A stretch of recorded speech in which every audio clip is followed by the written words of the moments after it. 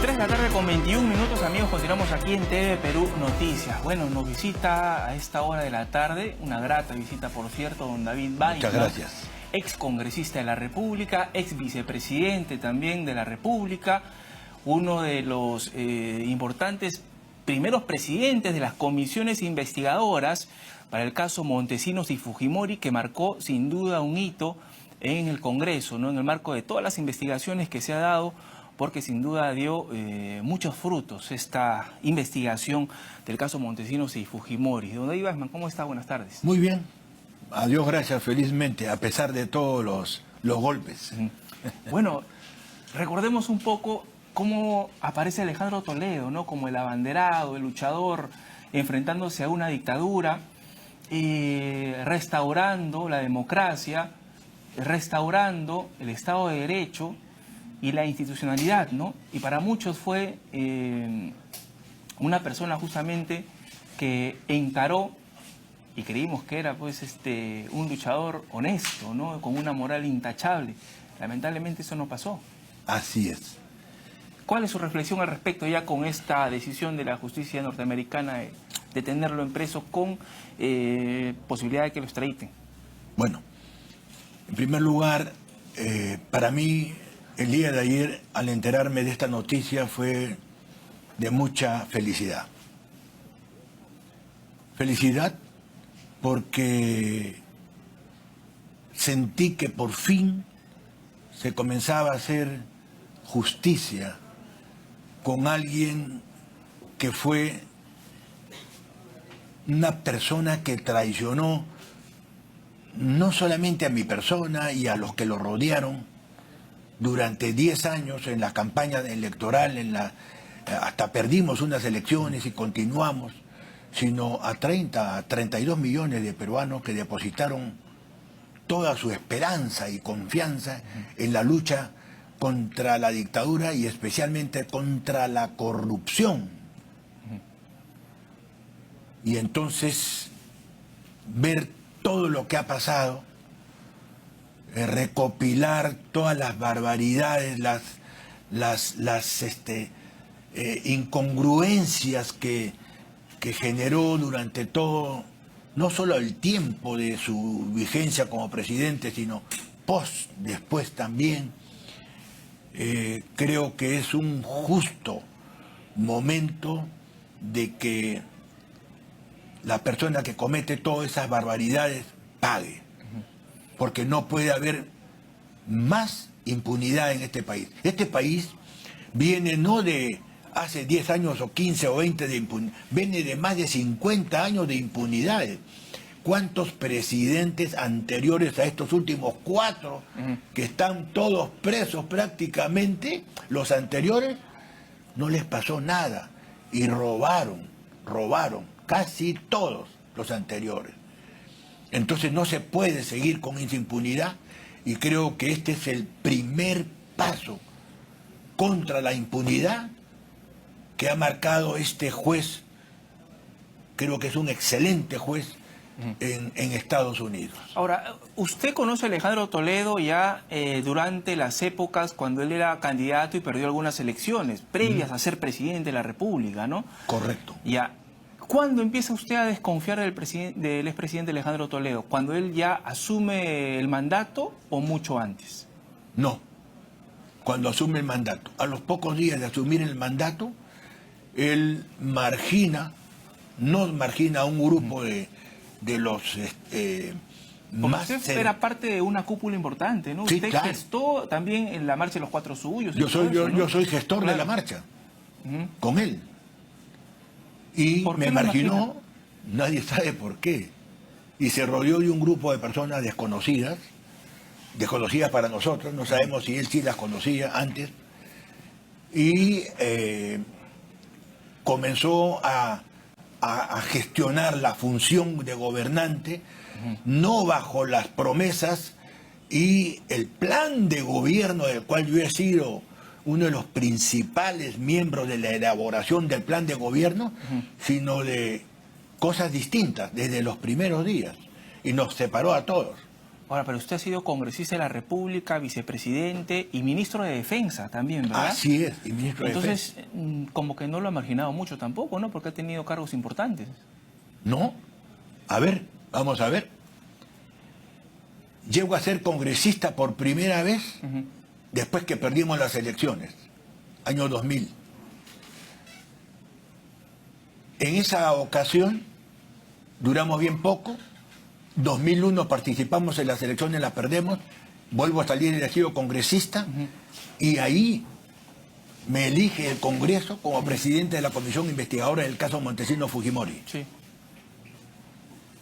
En ese interín es que se produce la nueva postulación y yo continúo con una cercanía impresionante con Toledo como un grupo también. Ya.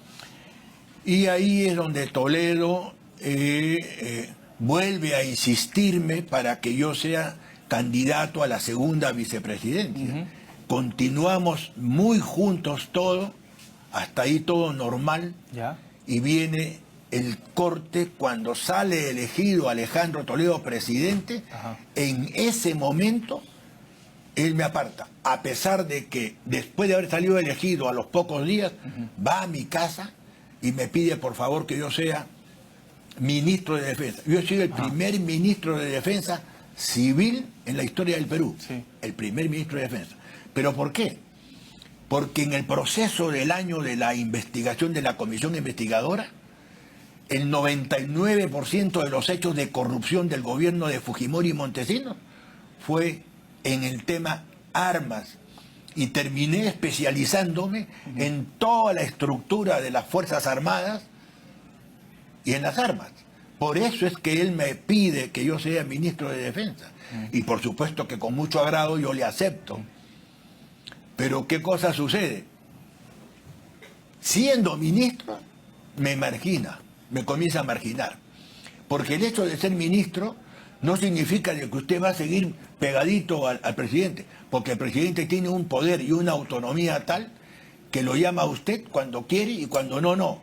Entonces, ¿usted siendo ministro de Defensa no tomaba decisiones del sector? No, sí. Con respecto al sector sí las tomaba, pero no era suficiente tomar decisiones sobre un solo sector.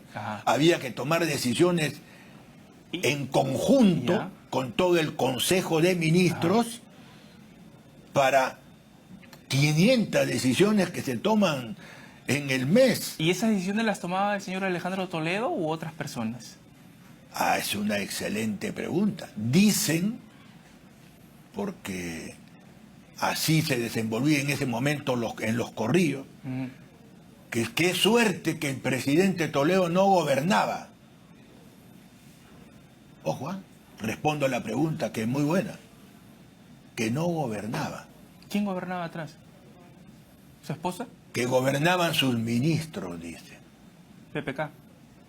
Sí, señor. ¿Así es? En ese entonces era ministro de Economía. Él era ministro de Economía, por supuesto, en ese entonces, y tenía muchísimo. Los ministros de Economía prácticamente manejan el país. Esa es mi experiencia. Porque pasaron varios ministros de Economía en la época de Alejandro, como también pasaron posterior a la época de Alejandro. Cuando lo margina usted, él mantiene una relación más cercana con Pedro Pablo Kuczynski. Sí, y con otro grupo de congresistas y personas más afines a él, más afines a él. ¿Y Pedro Pablo Kuczynski entonces le sabe cosas a Toledo y en viceversa? Por supuesto, ambos se saben cosas, ambos. Han trabajado juntos, han estado de yunta. Y digamos, durante el gobierno de Pedro Pablo Kuczynski, que duró 2 años y medio aproximadamente, no se hizo mucho tampoco para el proceso de extradición, ¿no?, de Alejandro Toledo. Bueno, al contrario, sí se hizo mucho para entorpecer. Por eso que se alargaron. O sea, no le convenía que venga Alejandro Toledo. De ninguna manera. Si ya Elian Carlos había amenazado desde Estados Unidos y le había mandado un mensaje a él bien terrible, ¿no? Y le cayó la boca porque estaba hablando demasiado, parece, se estaba yendo de boca. Ya sabía que hiciste la última vez, le dijo así, ¿no? Así es. Cuídate mucho, le dijo. Sí. Y ahí silencio, pues.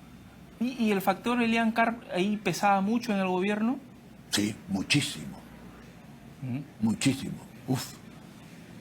Digamos, Sí. en comparación como Ollanta y Nadine Heredia, ¿era casi lo mismo o era mucho más...?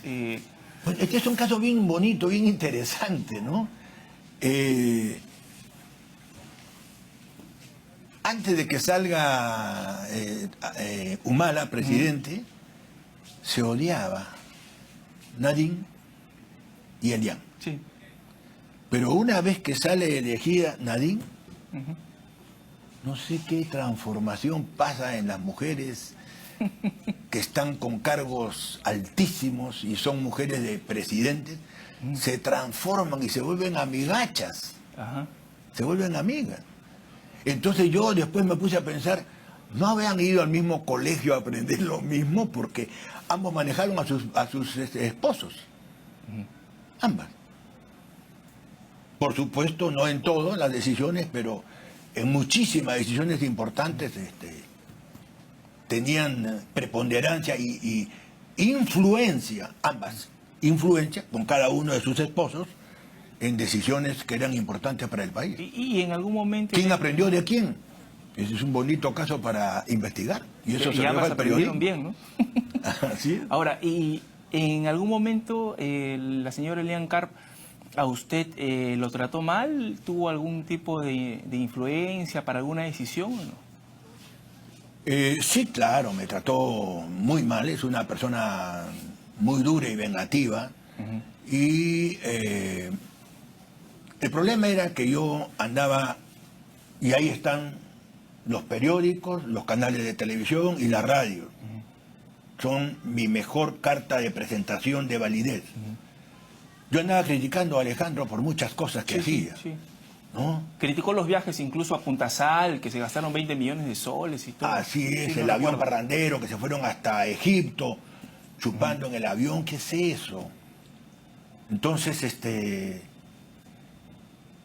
eso le generó un odio hacia mi persona terrible. ¿Pero por qué lo criticaba yo públicamente? Porque primero había que hablar con él. No entendía. Y estaba compenetrado de una soberbia muy grande, en donde no se le podía hablar, y si se le hablaba, reaccionaba en forma muy mala, Ya. hasta con lisuras. Entonces, era imposible corregir a una persona. Entonces, ¿qué tenía que hacer yo? Porque yo tenía que salvar también mi responsabilidad. Porque todo el mundo cree que el que es vicepresidente sabe y está, no solamente sabe y está comprometido con todas las cosas que hace el presidente. Y Bueno, eso es totalmente falsa. más de uno piensa, ¿no?, que por la cercanía, Lo sé. usted sabía las Lo sé. relaciones con Odebrecht o el pago de alguna coimas y todo Lo eso, sé, ¿no? porque me lo han dicho. Y en los años anteriores hasta he recibido insultos injustos. Pero no sabía Hoy usted, día ¿no? se disculpa a quienes me insultaron. Hoy día. Ya. Pero eso es terrible para uno. Entonces yo inmediatamente comencé a tener distancia y a la señora Elian, por supuesto, no le agradó que yo, siendo vicepresidente, un hombre de confianza de ella y de Alejandro Toledo, esté haciéndole críticas, pero le hacía críticas constructivas para que se corrija, porque nos hacía daño a todos, no solamente él se hacía daño, todos los que estábamos junto con él, hasta los propios ministros, pero nadie se atrevía a hacerle una crítica. Bueno, yo era el único, pues, a mí no me gustaba su comportamiento, pues. Yo Por no eso quería. lo alejaron de muchas Totalmente, decisiones que se totalmente. tomaron durante el Así es, gobierno, ¿no? Así es, uff. Ahora, Fue una cosa muy cruel para mí. La Ahora, relación con él y con ella especialmente.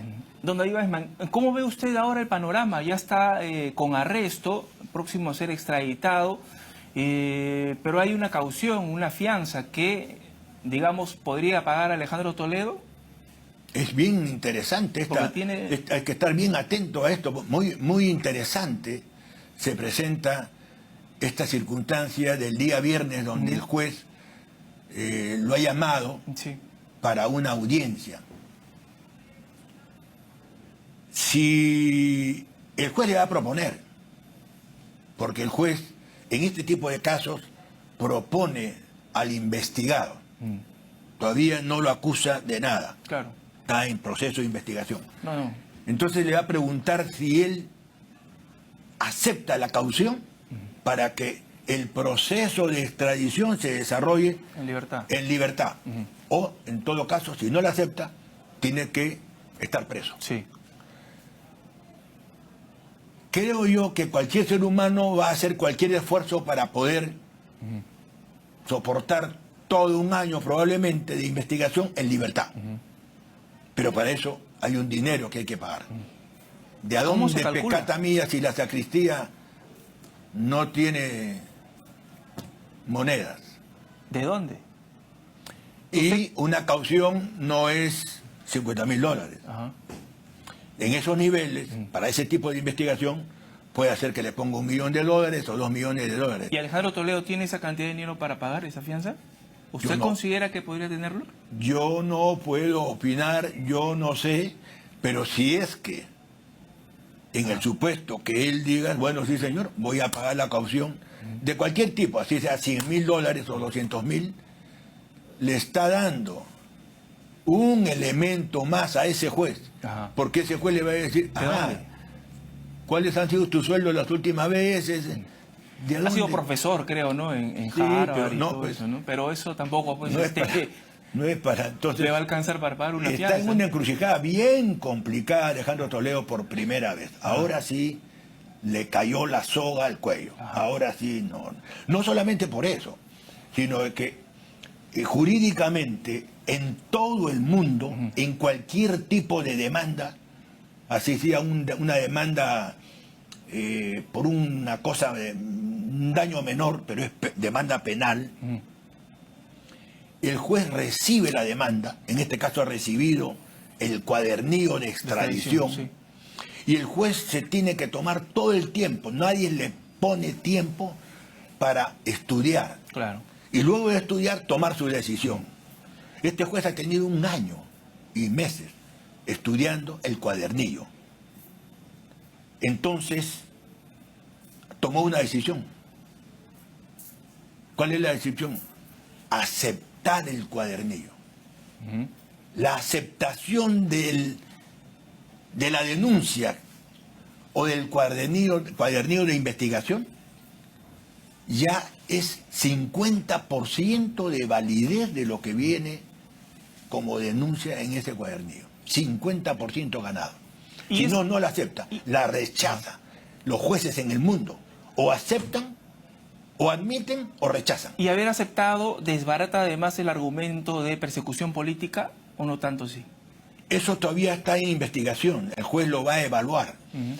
Pero en ese cuadernillo también está la defensa del tema de persecución política, etcétera. Pero en ese cuadernillo, lo que ha pesado o ha valorado más el juez es que lo que le dicen en ese cuadernillo pesa más que lo que le dice la defensa de Alejandro como persecución política. O sea, es inevitable la extradición. No tiene ya retroceso. Lleve el tiempo que lleve. Salvo que pase algo muy grave, que no sé qué cosa puede suceder, demasiado grave en el proceso, que no sé qué puede ser tan grave, que le dé vuelta a su posición con su... No hay que olvidarse, ese es otro tema bien importante para el juez. En Estados Unidos, la asesoría jurídica es carísima y tiene Alejandro Toledo el mejor... ¿Es un bufé de Estudio, abogados sí. o un abogado? El bufete de abogados. Ya. El mejor estudio de abogados, ¿Y de dónde? exactamente, que cuesta millones, y que este estudio de abogados tiene una relación muy íntima con muchos congresistas y senadores, y han participado, miembros del estudio de abogados, han participado en el gobierno también, con otros presidentes. Entonces tienen mucha influencia, además de ser un estudio, uno de los mejores estudios de abogados. Entonces, cuesta carísimo. ¿De a dónde esa es parte que seguramente el juez ya evaluó de a dónde tiene para pagar a Alejandro Toledo. Ahora, son muchos elementos a favor del juez sí, y en contra de Alejandro. y mostrándose además muchos escenarios, ¿no? Porque si paga la caución y sale en libertad y sigue el proceso, él podría refugiarse en alguna embajada también amiga, ¿no? Eso es un alto riesgo. Ese es un alto Complicaría riesgo. además su situación, ¿no? Así es. Es un alto riesgo, por eso ahí viene el tema. En función a la medida de los riesgos, cuando el juez todavía quiere ofrecer una oportunidad de caución por dinero, tiene que evaluar la cantidad de dinero, cuanto más riesgosa sea esa, más alta.